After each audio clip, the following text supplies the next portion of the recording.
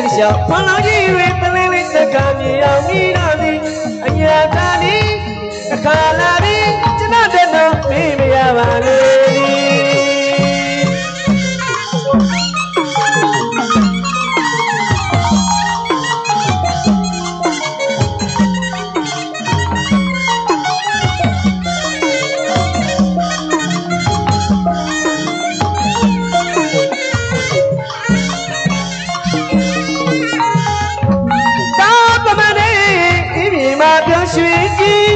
ရှိပွေဝေးမှုလင်ကလေးတွေလာ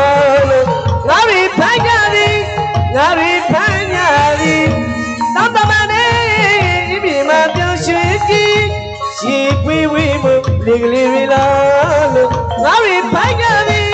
ငါတွေဖမ်းကြသည်တောင်းတော်ပဲရွှေ့ကြတဲ့လေအခုချိန်ဝဲပြေးလာဝဲတဲ့တောင်းတော်ပဲ